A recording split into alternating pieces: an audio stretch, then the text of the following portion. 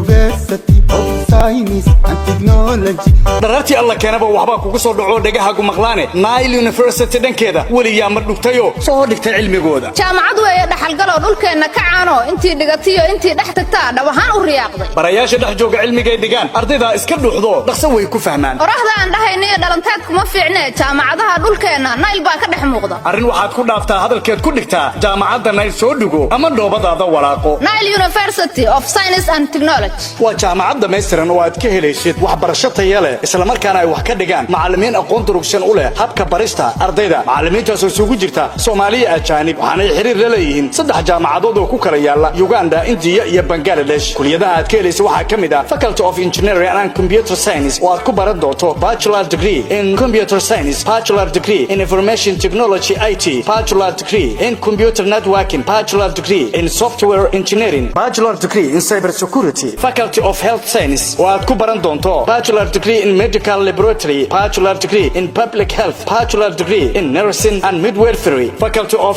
Economics and Management Science oo aad ku baran doonto Bachelor Degree in Public Administration Bachelor Degree in Business Administration Bachelor Degree in Accounting and Finance Bachelor Degree in Social Work jaamacaddu waxay leedahay tababar joogto ah iyo practical ardayda ay ku qanci doonaan sidoo kale jaamacadda waxa aad ka helaysaa diploma English ah oo hal sano ah jaamacadda waxay ku karataa la magaalooyinka Beledweyne iyo Muqdisho wixii faafayntaas dheer waxaad kala xiriirtaa eber 6